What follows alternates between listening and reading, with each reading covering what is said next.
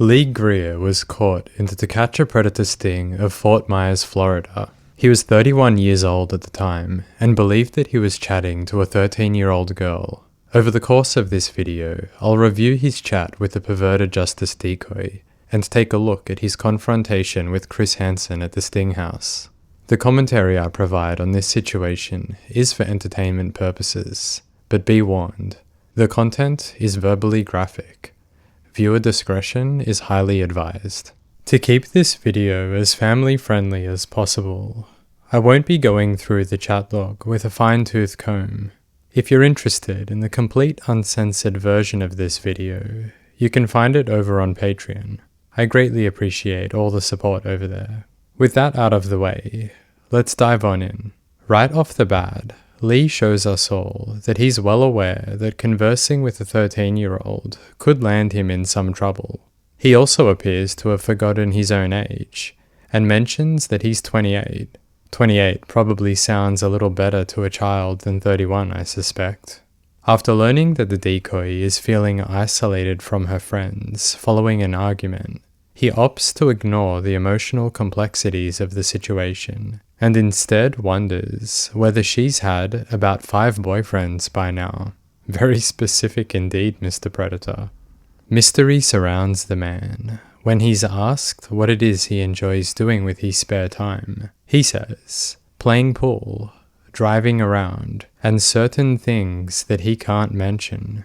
I truly wonder whatever these covert activities could be, hey? I'm certain we're going to find out the hard way.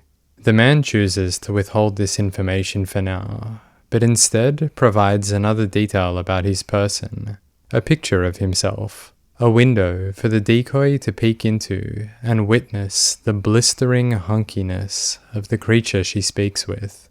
The decoy is hooked and requests more photos of the man, but our predator is hesitant to provide, seeing as all he has left to gift her are pictures falling under the dirty umbrella. The decoy digs her heels in, and this is said.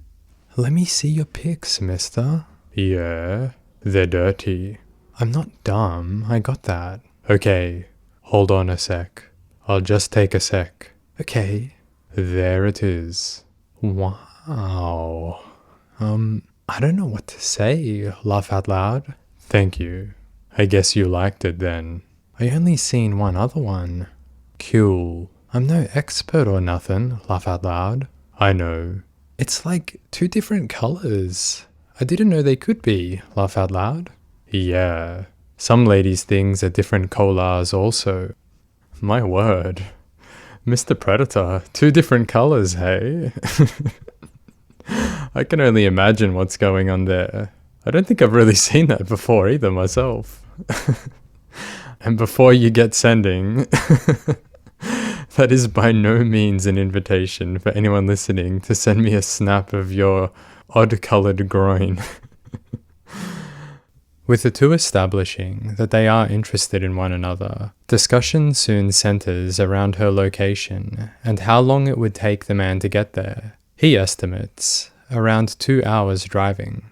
With a possible date on the horizon, conversation floats around what she has and hasn't done with other boys before. A bit further on, the date is locked in, and Mr. Greer will be headed her way for a visit this coming weekend, where they can do, according to him, a bunch of dirty stuff. Dirty stuff that over the course of the next few pages, much to my dismay, is outlined and explained in vivid detail. Here's an example of how that plays out. Laugh out loud. Cool. Are you still looking at my pics? Yeah, guess I am. Laugh out loud. Cool. You like what you see? Yeah. I'm just curious about it, I guess. Cool. I'm not that big. I'm only average. But I'm told it's thick. Well, you're bigger than my ex. Laugh out loud. Cool. I'm glad to hear that. I don't know what's average or whatever, but you look bigger. Average is anything above 5 inches, and I'm almost 7. Gotcha. Well then you're doing okay, laugh out loud. Thank you. And as far as thick goes, I'm thick enough. It won't fit in the inside of the center of a roll of paper towels. What on earth, eh? I can't say I've ever looked at a roll of paper towels, or should I say a roll of paper towels, and wondered if a part of my body would fit in there, hey? My word, Lee. Leave the paper towels alone, please. Just leave them alone. Our decoy is equally as taken back by Lee's attempts to make love to paper towels as I am, and she comments that she'll never look at paper towels the same. You and me both, Miss Decoy. As chat goes on, more details are explored about what the two will be doing when he gets there. He also minimizes the threat level that his presence could pose by describing himself as a cuddly teddy bear. A dialogue is had about her behavior when intoxicated, following her request for him to bring alcohol. As the fateful meetup draws near, a range of topics are discussed, from location details to cuddling positions, and of course, culinary delights that he shall bless her with when he arrives. The cuisine of choice being a classy serving of McDonald's. No pickles, of course. If you're following along on screen, what's that you might read? A slight hint at a foot fetish? Lee claims that he'll rub her feet, seeing as they're sore from dance classes. Very interesting, Mr. Predator. After a quick lecture on what X-rated films are, Lee muses whether he should bring some to provide a visual presentation to support his theory-based teachings. More to the point though, I imagine he's going to try pressure this young, impressionable person into performing some of the acts she's witnessing play out on screen. Following a somewhat in-depth discussion about their musical interests, it's time for the man to make his debut appearance on the To Catch a Predator program. And it's here that my summary of the chat log is complete. I'll leave you with my original work from this case now. Lee is scheduled to be at the house around 1 PM the next day, and it'll take him a whopping 4 hours to drive there. I wonder if after such a long drive, how pleased he'll be to discuss his musical tastes with Mr. Hanson. Hey, let's head on over to the Sting house and check out what happens. It's a bit of a chuckle to observe, but when Lee gets to the house, the Dateline team have no idea who he is, due to him arriving in a vehicle that hasn't been specified. We have no idea, but we think this guy is way early. In every investigation, invariably, there's a guy who gives us a different vehicle. We have to figure out, who is this guy? We're not sure. We're trying. One of our servers is down right now. We're doing the best we're trying to figure it out. We're confused because he mentioned a different vehicle that he'd be driving from the one he actually showed up in. So this triggered this scramble behind the scenes as to, okay, if it's a different car, it must be a different person. And so I'm going through all the transcripts and I'm saying, okay, who's got this other vehicle? And I can't find anybody. This is him. It's Lee Greer. It's Lee Greer. When I was researching Lee Greer, I found countless posts by people on Reddit and things like that, with people repeating this line, "It's Lee Greer. It's Lee Greer." I didn't pick up on the humor of this on my first watch through, but a few of you over on Patreon have let me know the importance of such a moment. I wonder if Dell knows how much her excitement in this moment has brought joy to so many people in the teacup community, hey? It's Lee Greer. It's Lee Greer. It's Lee Greer, 74, our 1 o'clock, we believe. He's supposed to be bringing lunch and booze. He's supposed to be bringing lunch and booze. Hey, come on in. Did you bring the food? Yeah. Okay, great. What did you bring? The double cheeseburgers with no pickles. Awesome. I made chocolate chip cookies too, but I actually just got some on my shirt, so I'm just going to change my shirt real quick. Would you look at the acting chops on this decoy, hey? She's really getting into character right there. Alright, I got some fries, but the fries might be cold. It took me a little while to find this place. That's alright, fries are always good. And they didn't give me my sodas I ordered, so... I'm not saying that he's lying here, but I did find myself wondering if he actually drank those sodas on the way over. It was a long drive, and he was probably pretty thirsty. You can just take a seat. I'll be right there. Okay. So no cookies for you? What's going on? Not much. Who are you? We have a confident predator on our hands, it seems. It's not often I see a man in this situation assert himself and question Chris in such a manner. I haven't watched this interview for many years and have no recollection of how it plays out. So as I write these notes, I am wondering whether this is a sign of a man who will confidently challenge Chris throughout the interaction, or if it's in fact Lee clamming up and becoming abrasive due to the sudden shock and fear associated with an unknown man coming out to greet him. Who are you? Lee. Lee, what are you doing here? Come to visit a friend off the net, I thought. A friend off the net? Yes. Yeah. And who's that friend? Name is Sammy, I believe. The name is what? Sammy? Samantha. Samantha. Right. How old is Samantha? I thought she was 18 or older. That pause before he answers says to me that Lee is formulating a lie whilst attempting to maintain a calm external demeanor. How old is Samantha? I thought she was 18 or older. It's quite interesting to watch, seeing as we know for a fact that his answer will be a blatant lie. And with that knowledge, it gives me a better understanding of what might be occurring in his mind throughout this pause. It indicates that either the truthful answer did not immediately come to him, or, and what I think more to be the point, it did, and he did not want to provide the truth. So he's taking a moment now to assess his answer before speaking it. 18 or older. Right. And what made you think that she was 18 or older? Just by the way she talked and acted and... Truth is always the best, Jerry. Did Hanson just call him Jerry? Truth is always the best, Jerry. On a serious note though, notice that there was a cut in the editing there. That's a bit of a frustrating one for me, because Lee had just given us this story that he believed she was 18, and then we get that cut, followed by Hanson requesting the truth. After Chris's comment, Lee does become more truthful, but something about this whole thing feels a bit off to me. It's jarring seeing the predator flip such a harsh 180 from one simple comment pressuring him. Potentially, Lee could simply be awful at dealing with pressure, and as he placed himself in the pressure cooker of existing within a lie, Hanson offered him an out, which he took immediately. That's very well a possibility. The other possibility, though, is that there was quite an extensive back and forth here between the two, with Hanson trying to pry open the lid of that pressure cooker, and the Dateline editors decided that it just wasn't good television. Therefore, they cut it out. One will never really know without the proper uncut tapes, but I would be willing to bet that there's a fair bit here which we've missed. So why don't you start over again and tell me how old did she say she was in the conversation? 13. 13, okay. Yes, sir. How old are you? 31. And you thought it was okay for a 31-year-old man to come to a home where a sir. 13-year-old girl was alone because why exactly? I didn't. Then why did you do it? Stupidity, Stupidity. honestly. I was... pure stupidity. Stupidity, hey. One could label it that, but I'm not taking that as fact on face value.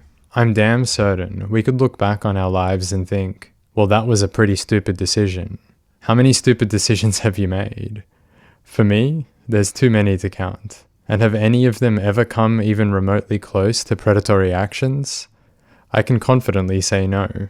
So my friend Lee, I don't think it's stupidity. I think you're trying to avoid responsibility for your actions by claiming that it was some stupid, understandable decision that Chris can sympathize with. Don't get me wrong, there is plenty of stupidity here, but that stupidity was drawing from an already poisoned well of thought.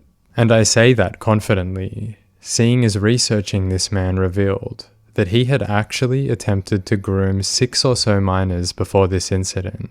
He even went as far as sending illicit photos of himself to a 15-year-old girl. So armed with that knowledge, I likely won't be even remotely toying with any of the sob stories that this man is going to try tout. You sent her that picture. Yes, that was stupid. My point proves itself right there.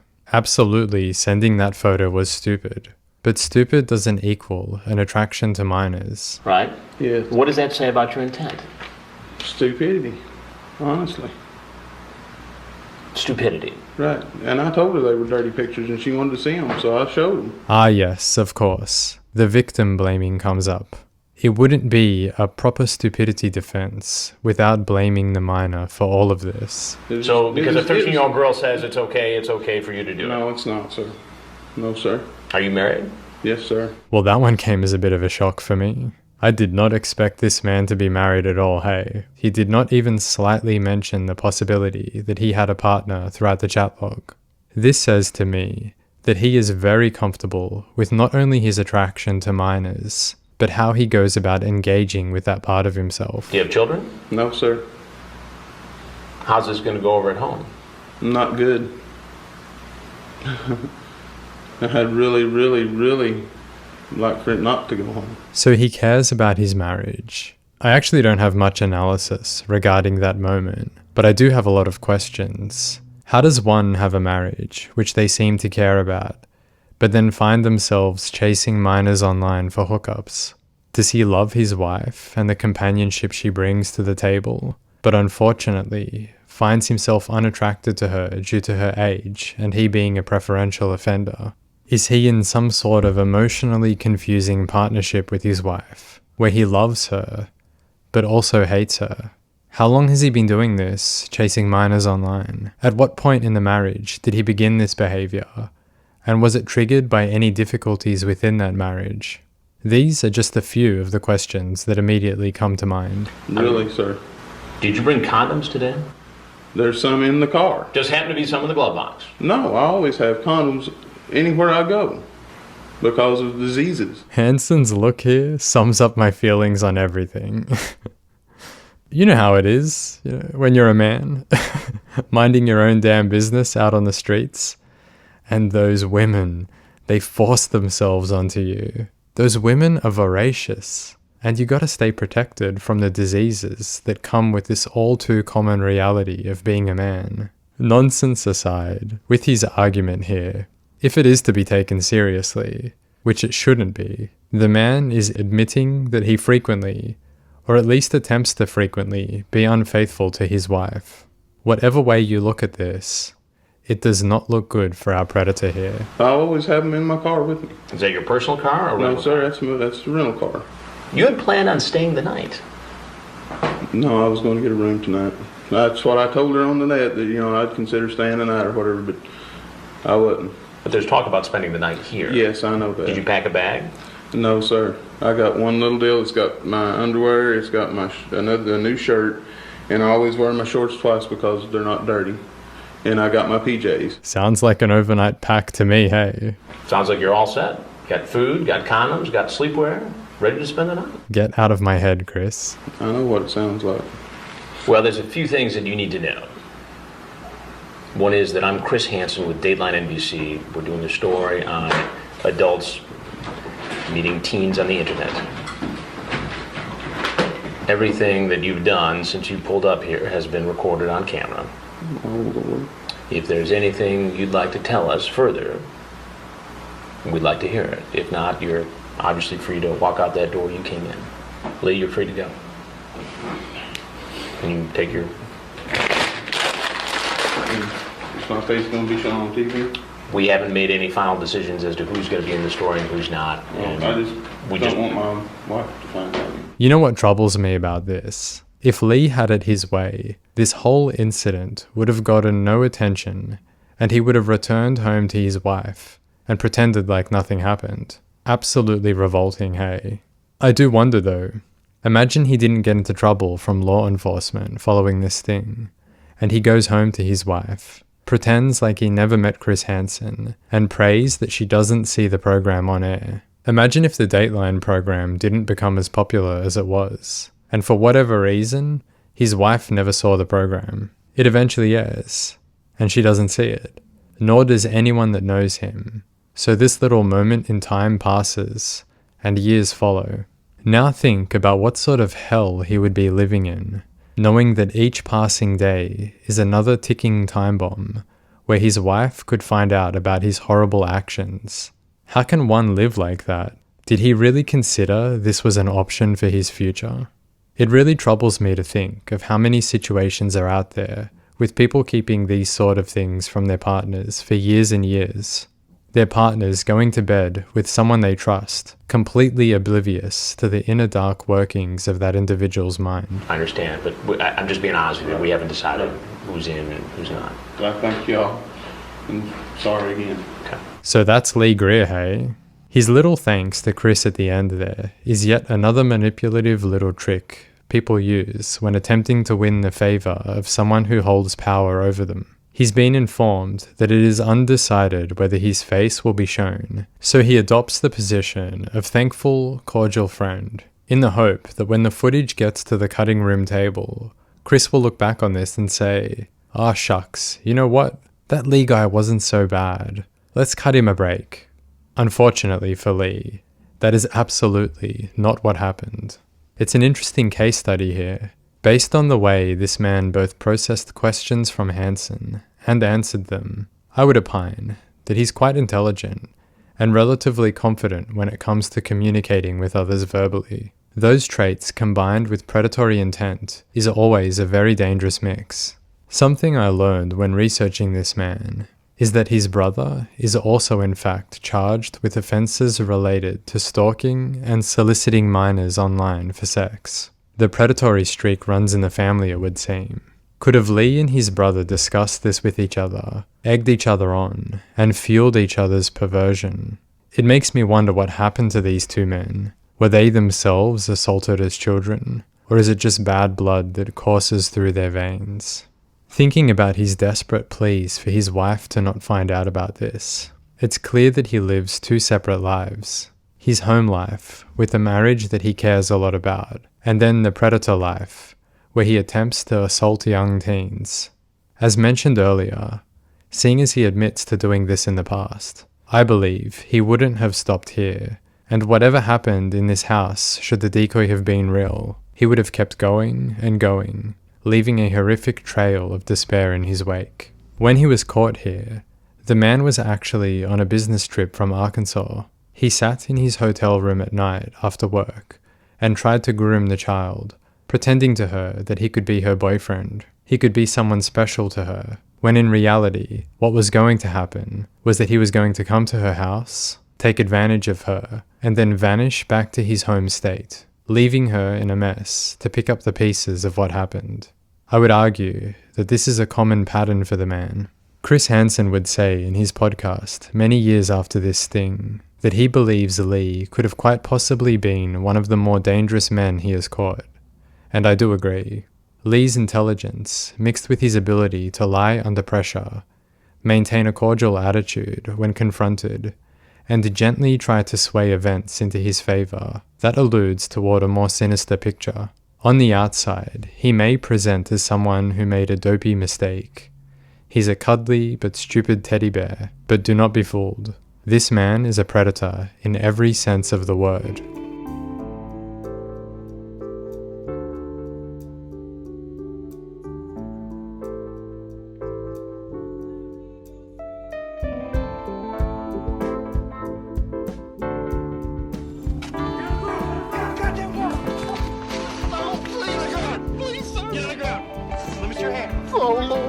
My.